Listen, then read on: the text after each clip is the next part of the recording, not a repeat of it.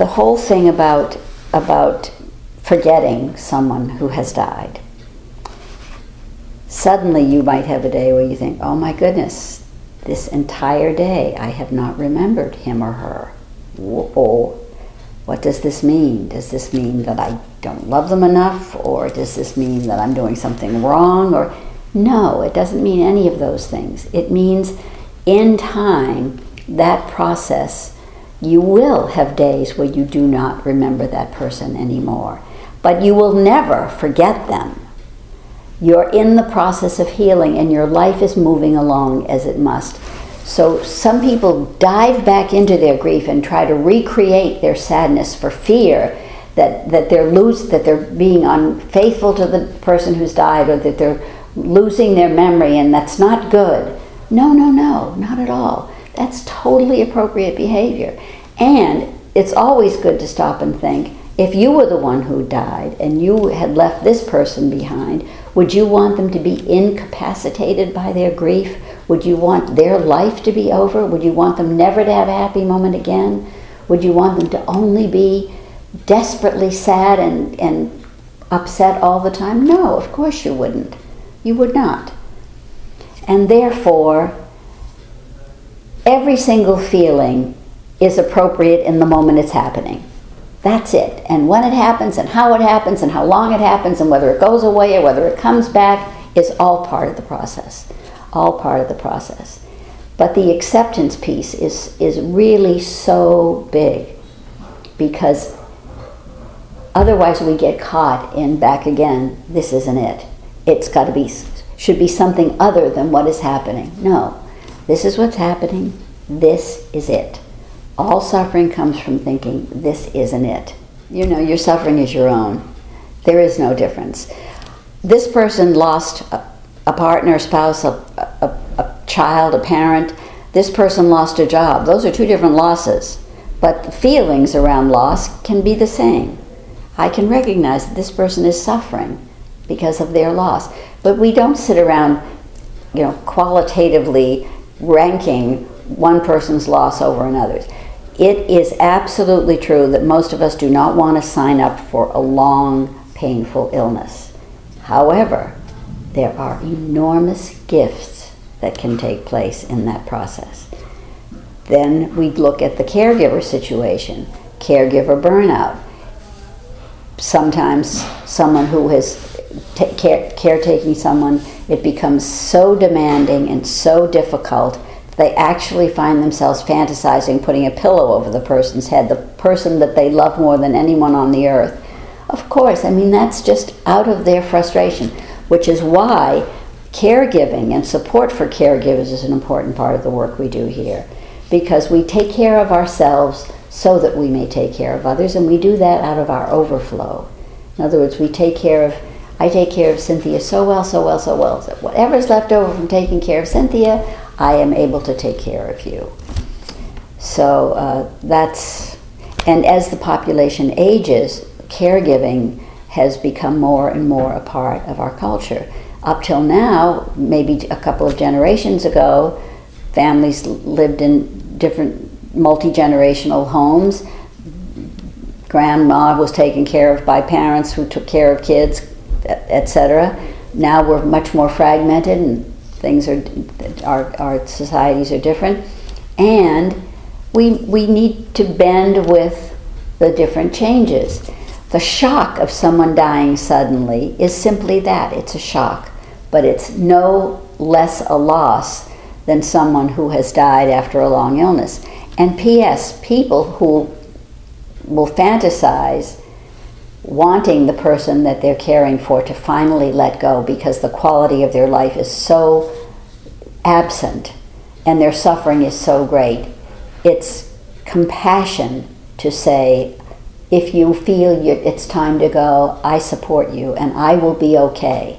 It's very, very important that we don't give our I cannot live without you feelings to the person that's dying. They're the one that's leaving this life. It's difficult enough for them. Yes, I love you. Yes, I will miss you. My heart will be broken and I will be okay. They need to know that you will be okay. So there's that variation. The death of a child is has its own stuff. But people who say it's not normal for a child to die before a parent, where is that? The cemeteries of the world are filled with children who have predeceased their parents. Doesn't mean it has nothing to do with normality. Is it heartbreaking? Do we not want it to happen?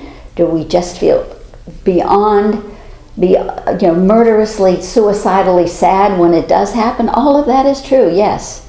And normal or not normal is not in the mix. Not only that, but if you are with a child who dies over time, you see the enormous courage that little children have because they know how to live in the moment. They haven't yet been so crystallized that they're caught in yesterday or terrified of tomorrow. They're very much living in the moment. So, but again, the more we talk about these things, and when you're in a group with people, if you can get out of your own way, especially along the lines of that something has gone wrong. Nothing's gone wrong. Someone has died. It's not about going wrong. We don't know that anything has gone wrong. Doesn't mean we have to like it. It doesn't mean we don't think that maybe the doctor didn't do the best thing that we wanted them to do. However, everyone, every single human being on planet Earth is always doing the very best they can in the moment they are in. Given another moment with the same circumstances, they might deal with it differently. But we are all, each and every one of us, always doing the very best we can in the moment we are in. Even if it's terrible, it's the best we can do in that moment. In that, we take parents off the hook, we take ourselves off the hook, we engage in forgiveness, which is one of the greatest of spiritual principles. We open our hearts. When our hearts are broken, they break open, and we embrace all of this. But if we get stuck in the whole, like, people are doomed to die, nobody's doomed to die. We're all going to die. It has nothing to do with doom. Everybody's out of here. It's the contract. In the early bad old days of the AIDS crisis in the 80s and early 90s, when so many people were dying, young people were dying, we learned so much from those, particularly at the time, young, in their 30s, gay men, many college-educated, beautiful young men who taught us what it was like to actually care for people they loved, taking them out of hospitals, taking them home to die. When hospitals, everybody was freaked out about the virus because so little was known about it. We learned a lot from those young men. So let us continue that conversation about illness and death and dying, and let's befriend that process so that we can have the richest life we possibly are able to have in the moment we are in and the day that we are in. And that's the glory of the work that we're doing at Friends Indeed. It's wonderful. We try to keep storytelling to a limit. Sometimes, though, when people are in new grief, they feel like they have to talk about what happened. And so we make a little bit of an exception to that in the beginning. We might let people go on a bit in that story. But then, if they continue to come, we begin to help them see that they don't have to live in that story. Come on back and feel your feelings. How are you feeling now? Well, when that happened, and that I did this a minute ago, so when such and such happened, they're back in the story again because they don't want to feel their feelings. They don't want to come back and feel their pain. So we create an atmosphere in which that can arise, those feelings can arise. The person that's tight-lipped and doesn't want to say anything, well, for starters, that they show up we think is fabulous. You don't have to say anything. You can sit here. One guy sat here for 3 years, never said a word. And finally one day he raised his hand and he said, I've been coming to Friends Indeed for 3 years. Many, many, many of my friends have died. This was, again, back in the very bad HIV days. And he said, and I've learned so much from hearing people, and it's enriched me so much. I feel so much better. I mean, silent for 3 years. That was really something. So, so if someone shows up and they don't want to talk, fine. You know, sit and listen. We to a new person, here's what we don't do. We don't run after a new person and say, how can we help you? What can we do for you? No, no, no, no. We trust that if you see the work here is something that looks useful to you, you will let us know how we can best support you. So that's one way of handling it. And the person who's very caught up in the story, we gently try to guide them back to feeling their feelings and knowing that it's okay, that it's really okay. Again, it's back to the very beginning of this whole conversation, which is to examine the thoughts and cliched attitudes and feelings we have about this whole process, you know, and the language we've attached to that. I remember years ago a woman named Ganga Stone who started the wonderful organization God's Love We Deliver. And because so many people were dying at Friends Indeed in the early 90s, Ganga did a workshop here called Start the Conversation, which was a conversation about death and dying. And she used to bring New Yorker cartoons that she had blown up and would show at the beginning of her talks. And my favorite one were these two, one might say, little Italian ladies all dressed in black with their hands behind their backs, and they're standing side by side at the cemetery, and they're looking at the headstone, and one of them says to the other one, never sick a day in his life, and now this. Which was, yeah, yes, that's the deal. And then my second favorite cartoon was a guy running down the street, and there's a cloud over his head, and these are the thoughts he's thinking. Just had a checkup, no cholesterol, good blood pressure, everything's fine, vitamins, minerals, wonderful, wonderful, just touting away. And then over his head and over the cloud where all of these wonderful thoughts, as he's racing down the street, there's a huge safe falling out of a building that's about to smash him on the sidewalk like an ant. Yup, we don't know. We don't know.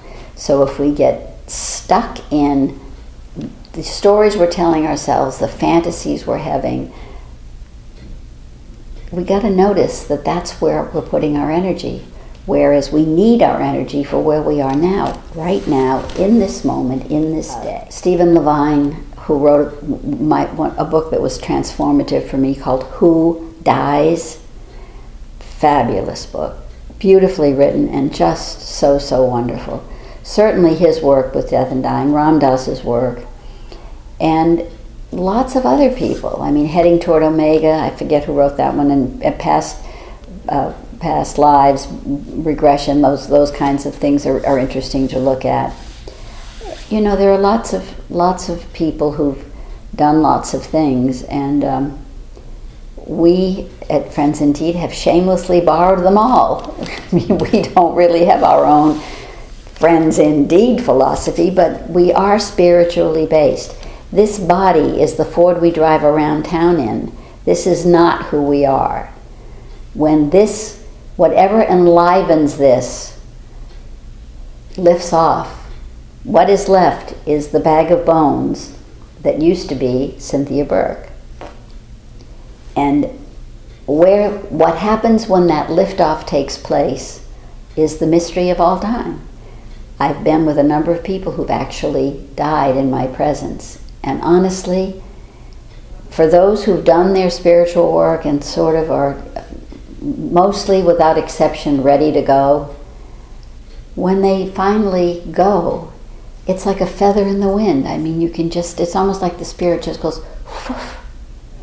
And I remind myself, and I remind everybody when I do groups, we are being breathed at the will of the universe, whatever that force is. I'm not in charge of it. I didn't bring the sun up this morning, and I'm not sending it down tonight. But I bow to whatever that force is. And I know that I am spirit and not just body. Now, if people come and they say, I think that when you die, that's it, it's over, nothing else after that. Fine, so what's the problem? Okay, great. For me, I'd like to think something else, that consciousness moves on, just because I think it's more interesting and sounds like more fun. If it turns out that the end is the end is the end, then okay, so that's what it is. I'm not invested in it one way or the other. And I don't think we are at Friends Indeed either. I mean, we definitely are spiritually based, but if someone comes in and they don't believe in anything, fine, no problem. No problem. And if you go to Friends Indeed's website, that's www.friendsindeed.org, there are video clips in there, and you can see Cy talking about Friends Indeed and the work that we do there. And also you can see that there are free workshops that we have Thursday nights, workshops and lectures. Again, the drop-in groups. If you come to Friends Indeed, out of participation in the groups, there's crisis counseling, there's body work, there's yoga, there's meditation, lots of other things go on here. And the work is very joyful. I mean, it's just amazing work, amazing. Just want people to know that they do not have to go through these experiences alone. And when families and friends are tired of and can't offer the support anymore, or are unable to even offer the support in the beginning, Friends Indeed is a place where you can come to open-endedly. We put no 8 weeks of bereavement or 6 weeks of caregiving work. We don't do that. You can come here forever. As long as we can keep the doors open, you are welcome to come.